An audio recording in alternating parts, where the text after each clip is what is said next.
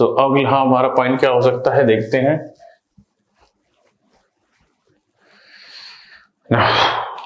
सो अगले पॉइंट की तरफ बढ़ते हैं, एच पॉइंट की तरफ। नाउ हमारा एच पॉइंट है वो देखते हैं क्या है। नाउ अगर हमें पता है S the complex power is what, P plus JQ. So the complex power is the sum of active power plus reactive power, and that can also be written as B bar into I bar complex conjugate. ठीक है यहाँ तक। अब अगर हम देखें तो resistance के लिए अपरेंट पावर और एक्टिव पावर और रिएक्टिव पावर क्या होंगी, तो S बराबर होता है B। तो V की वैल्यू जो होती है वो होती है V एंगल 0 डिग्री, और I की जो वैल्यू है वो है I एंगल 0 डिग्री, और इसके ऊपर है हमारा कॉम्प्लेक्स कॉन्जुगेट। अब कॉम्प्लेक्स कॉन्जुगेट की बात करें तो कॉम्प्लेक्स कॉन्जुगेट का मैं यहाँ पर एक एग्जांपल दे दे रहा हूँ जिससे आपको याद आ जाए। अगर कोई नंबर है आपका z बराबर 1 + 1j, ठीक है, इसी को अगर मैं पोलर में लिख रहा हूं तो ये आएगा √2 एंगल 45 डिग्री। ठीक है, यहां तक कैसे आया, √1 का स्क्वायर रूट ऑफ 1 का स्क्वायर रूट ऑफ 1 का स्क्वायर √2, और जो एंगल होता है वो होता है tan inverse imaginary upon real. तो इमेजिनरी कितना है 1, रियल भी कितना है 1, तो tan इनवर्स 1 कितना होता है 45 डिग्री। अब अगर मुझे इसका कॉम्प्लेक्स कॉन्जुगेट लेना है तो क्या करना पड़ेगा, 1 - 1j। अगर इसी को पोलर में देख रहे हैं √2 एंगल -45 डिग्री। सो मीनिंग क्या हुआ, अगर मुझे किसी चीज का किसी कॉम्प्लेक्स क्वांटिटी का कॉम्प्लेक्स कॉन्जुगेट लेना है तो अगर रेक्टेंगुलर फॉर्म में है तो उसका जो इमेजिनरी पार्ट है उसे नेगेटिव कर दो, अगर वो पोलर फॉर्म में है तो उसका एंगल नेगेटिव कर दो, बट रियल पार्ट या मैग्नीट्यूड कैसा रहता है, सेम रहता है। तो याद रखिएगा complex conjugate do not change the real part और the magnitude of complex quantity. ठीक है यहाँ तक, तो बढ़ते हैं आगे। So it is V angle 0 degree, तो 0 तो माइनस से शो ही नहीं हो सकता, तो I एंगल 0 डिग्री। अब इन दोनों की गुणा कर लेते हैं, VI 0 में 0 जोड़ा तो 0 ही होगा। अब इसको एक्सपेंड करते हैं हम, VI cos 0 plus J sin 0। ठीक है यहाँ तक। अब sin 0 की वैल्यू कितनी होती है, 0 होती है। सो और cos 0 की वैल्यू कितनी होती है 1, सो it is VI plus J0, ऐसे करके ले सकते हैं। अब अगर मैं इसे कंपेयर करूं तो देखिए क्या आएगा, P बराबर तो आ जाएगा VI, P बराबर कितना आ जाएगा VI, बट Q बराबर कितना आएगा 0। इसको Q को ध्यान से लिखिएगा, इट इज रिएक्टिव पावर। ठीक है, रिएक्टिव पावर। सो Q बराबर कितना आ जाएगा 0। अब मुझे क्या समझ में आया, purely in a purely resistive circuit the purely resistance और a purely resistive circuit only the active power. तो यहां से अब कंक्लूजन देते हैं, purely resistive circuit, purely resistive circuit only consume active power. ठीक है यहाँ तक। अगली अगर बात करें, purely resistive circuit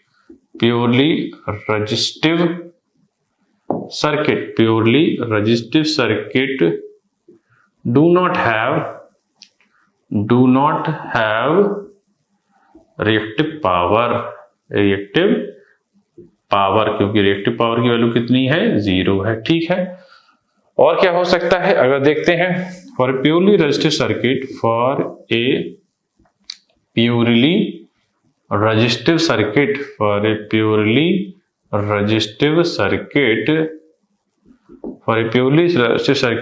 S is equals to P। ठीक है यहाँ तक बात। और देखें क्या क्या पॉसिबिलिटी हो सकती है, अभी देखते हैं। ये हो गया हमारा अपरेंट पावर और रियल और रिएक्टिव पावर का कॉन्सेप्ट। ऐसी से एक चीज और हम देखते हैं, next point, that is power triangle point. ठीक है यहाँ तक, पावर ट्रायंगल देखते हैं। सो पावर ट्रायंगल आप सबको पता ही होगा कि पावर ट्रायंगल क्या होता है। तो मैं आपको बता दूं पहले तो, S बराबर जो होता है P प्लस JQ। तो P is a real part, Q is a imaginary part, then it is mod S and it is phi। तो यहां से अगर मैं देखूं, ये थीटा है। ठीक है यहाँ तक, इसको थीटा बना रहा हूं, it is theta and it is Q। ठीक है, सो cos थीटा की वैल्यू देखूं तो क्या होगा, आधार बटे कर्ण, P by mod S। Similarly अगर मैं साइन थीटा की वैल्यू देखूं तो कितनी होगी, लंब बटे कर्ण, तो Q बाई S। और अगर मैं टेन थीटा की वैल्यू देखूं तो कितनी होगी, लंब बटे आधार, तो लंब कितना है Q और आधार कितना है P। तो अब अगर मैं इसके लिए वैल्यू देखूं तो क्या क्या होंगी। सो अगर मैं बात करूं तो हमारे जो रेजिस्टिव सर्किट है उसमें Q तो जीरो है, रेजिस्टिव सर्किट में क्या जीरो है, Q जीरो है। तो अगर Q जीरो है तो देखिए यहां से, अगर Q जीरो है तो P बराबर S है, तो पावर फैक्टर कितना आ गया, यूनिटी आ गया। ये बात ठीक है क्योंकि पावर फैक्टर होता ही है, हमने पहले भी देख लिया था। अगर आप बात करें, अब जो cos फाई है इलेक्ट्रिकल इंजीनियरिंग में, जो cos फाई है उसको बोलते हैं एक्टिव कंपोनेंट। कौन सा component, active component. And active component is used to represent the active power. और अब यहाँ पे देखें साइन फाई, तो साइन फाई की वैल्यू देखें 0 अपॉन S, तो कितनी आ गई 0। बट इलेक्ट्रिकल इंजीनियरिंग में जो है साइन फाई को बोलते हैं या साइन थीटा को बोलते हैं reactive component, and that is responsible for the reactive power. तो वो तो 0 है, तो यहाँ पे ये भी 0 होगा। ठीक है यहाँ तक। अगली बात अगर हम करें यहाँ से, तो tan फाई को अगर हम बोलते हैं, अगर tan फाई को आगे हम पढ़ेंगे तो tan फाई को बोलते हैं क्वालिटी फैक्टर। क्या बोलते हैं, क्वालिटी फैक्टर। बट Q तो 0 है तो क्वालिटी फैक्टर क्या होगा, 0 होगा। ये बात समझ में आ रही है। तो अगर हम अगला पॉइंट कनेक्ट करें इसी से, तो हमारा जो रेजिस्टेंस है उसके लिए पावर ट्राइंगल सिर्फ क्या होगा, पावर ट्राइंगल होगा सिर्फ इतना होगा, और P बराबर क्या होगा, S। ठीक है यहाँ तक। तो ये होगा, और पावर ट्राइंगल के लिए जो रेजिस्टेंस है उसके लिए P बराबर S होगा, Q 0 होगा, और ये जो रेजिस्टेंस है सिर्फ कौन सी पावर को कंज्यूम करेगा, एक्टिव पावर को। और देख लेते हैं इससे रिलेटेड क्या क्या पॉइंट हो सकते हैं हमारे।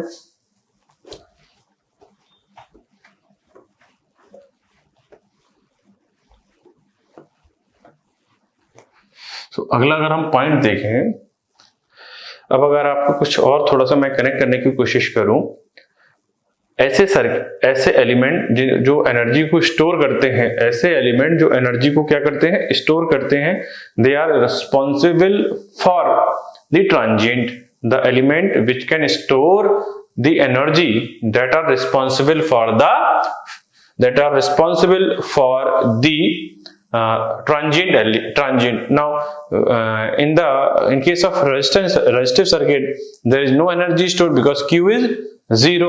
and और अगर हम बात करें तो ट्रांजिएंट को डैम्प आउट करने के लिए जो चीज यूज होती है उसको बोलते थे जीटा। क्या बोलते थे, जीटा। ठीक है। और जीटा का रिलेशन अगर देखें क्वालिटी फैक्टर के साथ क्या होता है, 1/2 टाइम्स ऑफ क्वालिटी फैक्टर। और क्वालिटी फैक्टर जो होता है वो कितना होता है, Q बाई P। ठीक है। बट Q तो 0 होता है तो इसका क्वालिटी फैक्टर कितना होगा, 0 होगा। और क्वालिटी फैक्टर 0 है तो जीटा कितना होगा, इनफाइनाइट होगा। ये बात समझ में आ रही है। तो हम दोनों तरीके से कनेक्ट करते हैं, कंट्रोल सिस्टम के हिसाब से भी और बेसिक इलेक्ट्रिकल के हिसाब से। ध्यान से सुनिएगा मेरी बात।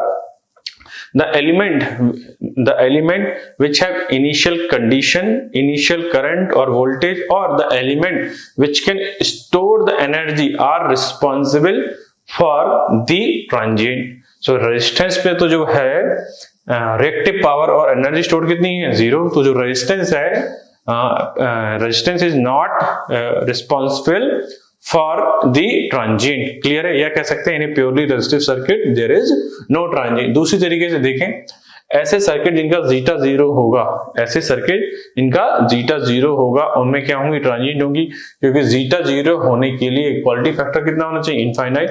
और क्वालिटी फैक्टर इनफाइनाइट जब होगा जब P 0 होगा, और P 0 कब होगा, जब प्योरली इंडक्टिव और कैपेसिटिव सर्किट होंगे। तो हम बात कर सकते हैं जिसमें जीटा 0 होगा वहां ट्रांजिएंट होंगी, बट जहां जीटा इनफाइनाइट होगा वहां ट्रांजिएंट नहीं होंगी। सो अगर इसी लाइन को मैं कंक्लूड करूं तो हमारा नेक्स्ट पॉइंट क्या बन सकता है, in a purely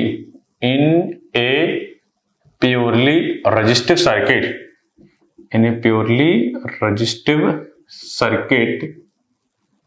there is no transient, because in purely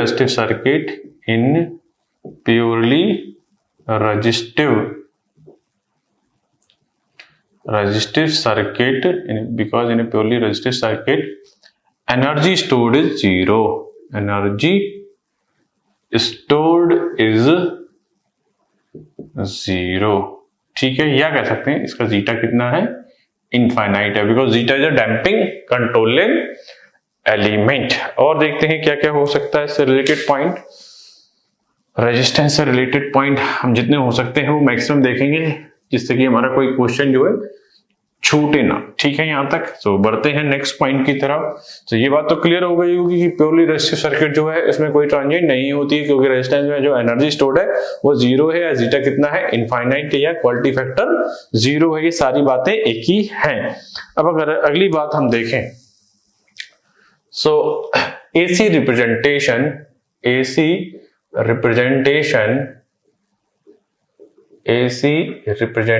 of R resistance, ठीक है। तो देखते हैं क्या होता है ना। R is B by I, R is B by I, and V is what, V angle 0 degree. What is I? I is angle 0 degree. So V by I is what, magnitude of R, and angle 0 degree, because 0 minus 0. तो इसको expand करते हैं, R cos 0 plus J R sin 0, 0, और cos 0 की value कितनी होती है, 1. So R is R plus J0. So हम क्या कह सकते हैं, resistance is a real element, resistance is a real element. That's why the power consumed by this is called real power, active power और true power, ठीक है। यहां तक अगली और बात देख लेते हैं क्या क्या हो सकती है इससे रिलेटेड। नाउ अगली अगर बात देखें रेजिस्टेंस से related, so for an ideal coil,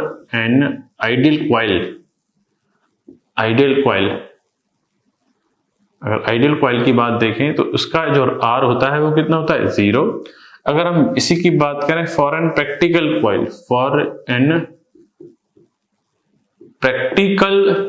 coil, तो प्रैक्टिकल कॉइल कैसी होती है, ये ऐसी होती है, ठीक है। यहां तक सो अगर आइडियल कॉइल की बात करें तो ये होता है, बट प्रैक्टिकल कॉइल में जो R होता है वो 0 नहीं होता, तो R होता कितना है, for a practical coil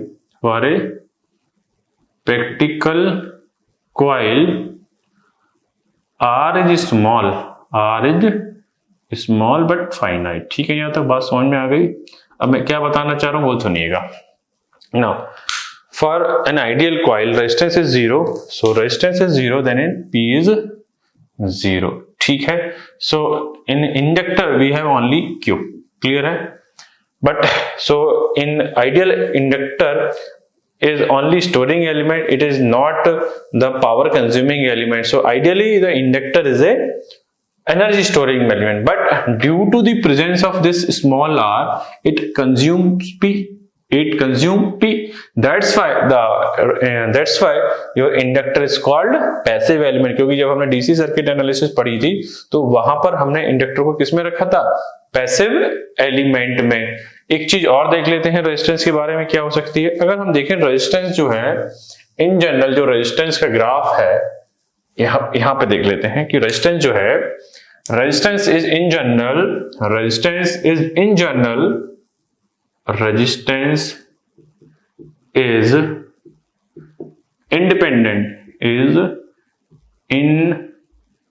independent of frequency, ठीक है। यहां तक जो रेजिस्टेंस है वो फ्रीक्वेंसी से कैसा रहता है, इन जनरल जो होता है इंडिपेंडेंट रहता है, बट अगर स्किन इफेक्ट वगैरह देखें तो ये अफेक्ट होता है। एक चीज और लास्ट देख लेते हैं, अगर हम रेजिस्टेंस का लाप्लास ट्रांसफॉर्म लें, क्या लें, लाप्लास ट्रांसफॉर्म लें, तो रेजिस्टेंस का लाप्लास ट्रांसफॉर्म क्या रहता है, आर ई रहता है। और लाप्लास ट्रांसफॉर्म क्या होता है, Laplace transform is a technique which converts a signal from a time domain to frequency domain, ठीक है। यहां तक सो ये हुई रेजिस्टेंस के बारे में बातें। अगर कोई बात रह गई होगी वो और देख लेंगे। सो अब पहले हम रेजिस्टेंस पे कुछ न्यूमेरिकल देखेंगे, इसके बाद हम अपना टॉपिक लेंगे प्योरली इंडक्टिव सर्किट और प्योरली कैपेसिटिव सर्किट। तो देखते हैं कुछ numerical on the purely resistive circuit. So start करते हैं numericals on the purely resistive circuit. तो पहला न्यूमेरिकल देखते हैं, geyser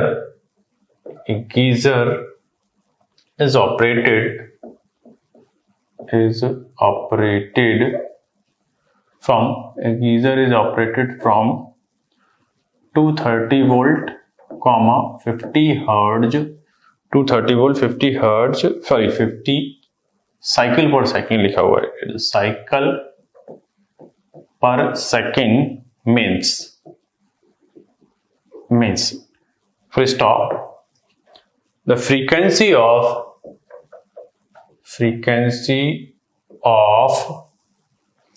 instantaneous power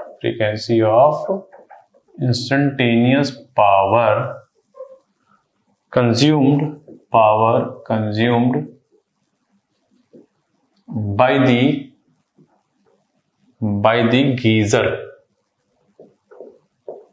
by the geyser is, so first option जो है आपका वो है 50 साइकिल पर सेकेंड, अगला जो ऑप्शन है वो आपका है 50 साइकिल पर सेकेंड, अगला जो ऑप्शन है वो है आपका 100 साइकिल पर सेकेंड, और लास्ट ऑप्शन की बात करें तो ये 150 साइकिल पर सेकेंड। ठीक है, तो इस क्वेश्चन को देखते हैं क्या होगा इसका आंसर ना।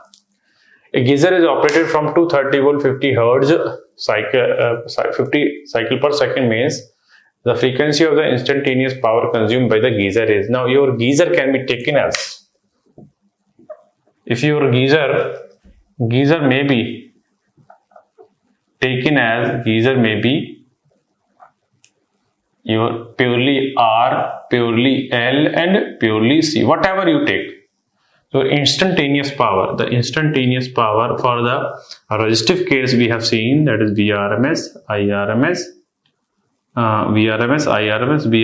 Irms cos 2 omega t. Similarly, if you see the instantaneous power for the inductor and purely inductive and capacitive circuit, it is Vrms, Irms sin 2 omega t। ठीक है यहाँ तक। तो अगर हम बात करें जो हमारा सप्लाई है उसकी फ्रीक्वेंसी कितनी है 50 हर्ट्ज, ठीक है, और अगर पावर की फ्रीक्वेंसी देखें तो पावर की फ्रीक्वेंसी देखिए दोनों केसेस से कितनी है 2 ओमेगा। सो मीनिंग क्या है, जो सप्लाई है उसकी फ्रीक्वेंसी है ओमेगा, क्लियर है, और ओमेगा या एफ, दैट इज एफ, ठीक है, बात एक ही हुई। बट जो इंस्टेंटेनियस पावर है उसकी फ्रीक्वेंसी कितनी है 2 ओमेगा या 2f, ठीक है, यहां तक ये बात समझ में आ गई होगी। तो अगर इसको सॉल्व किया जाए तो हमारे पास जो आंसर आएगा ये है 50 साइकिल पर सेकेंड। तो जो इंस्टेंटेनियस पावर है उसकी फ्रीक्वेंसी कितनी हुई 2 × 50, that is 100 cycle per second. So your answer should be C, so your answer should be C. और नेक्स्ट न्यूमेरिकल की तरफ बढ़ते हैं अपने, देखते हैं क्या है हमारा नेक्स्ट न्यूमेरिकल।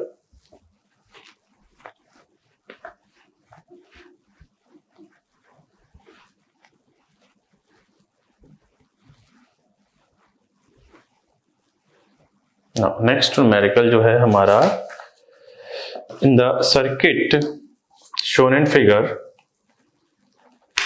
नेक्स्ट क्वेश्चन जो है हमारा क्वेश्चन नंबर सेकंड देखते हैं। In the circuit shown in figure, in the circuit shown in figure, the voltage function,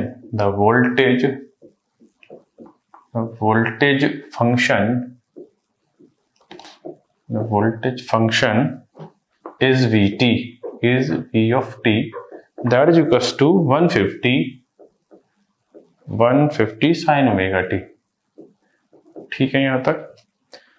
Then the average power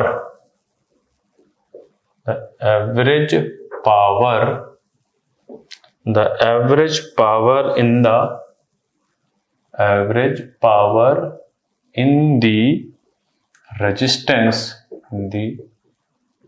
resistance R will be, ठीक है यहां तक।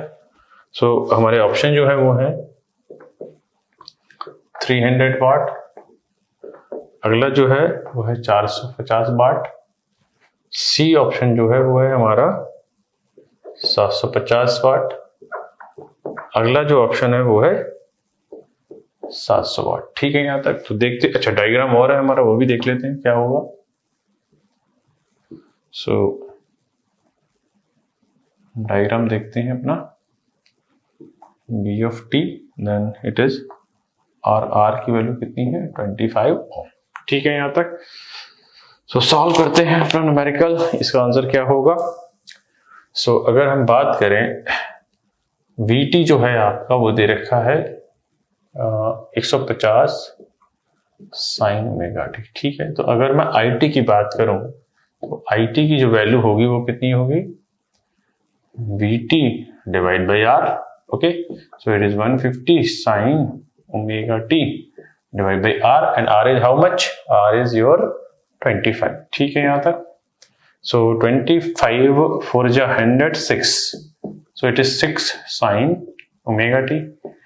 ठीक है यहाँ तक। Now what is your average power. So average power is in case of resistance just we have proved that is VRMS IRMS और VM IM upon 2। ठीक है, सो VM कितना है 150 और IM कितना है, IM है 6 divide by 2, so it is 3। So 150 into 3 that is 750. So we have 750 watt answer. So इसका आंसर जो होना चाहिए वो कितना होना चाहिए C। आगे और न्यूमेरिकल देखेंगे इसके। तो देखते हैं अपने नेक्स्ट न्यूमेरिकल की तरफ क्या है हमारा। सो हमारा जो नेक्स्ट न्यूमेरिकल है वो देखते हैं क्या है। Now moving to the next numerical.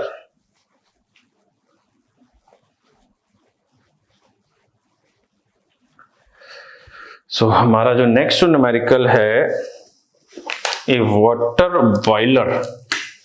Next numerical is what? A water boiler, and it is very favorite question from the competitive point exam. A water boiler, and that is also called geyser of home. Of home is switched on. Is switched on to AC mains, on to AC mains। ठीक है यहाँ तक, on to AC mains supplying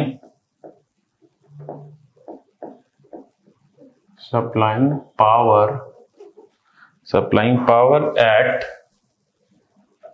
230 volt oblique 50 hertz। okay, the frequency of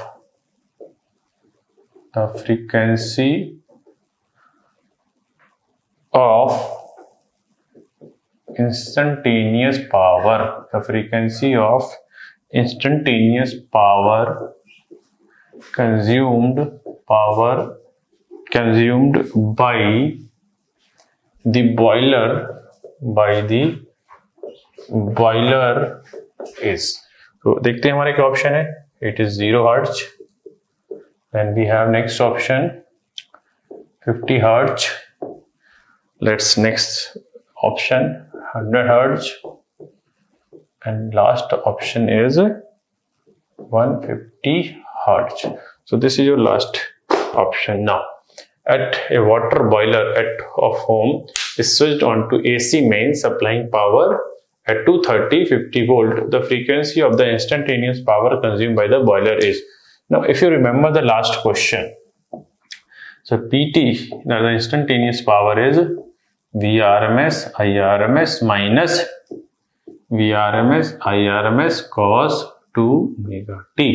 So what is the frequency of the supply? It is 50. What is the frequency of this? It is 2 omega. So from the 2 omega we can have 2f because omega is 2 pi f, 2 pi is constant. So let's make the answer। So जो voltage है, जो supply है, उसमें frequency कितनी है f, और f की value कितनी है 50 हर्ट्ज। तो बट इंस्टेंटेनियस पावर की फ्रीक्वेंसी कितनी है 2f। तो ये तो बिल्कुल वैसा ही क्वेश्चन हो गया 100, बट ये काफी बार रिपीटेड है एग्जाम में आपके, तो इसको ध्यान रखिएगा।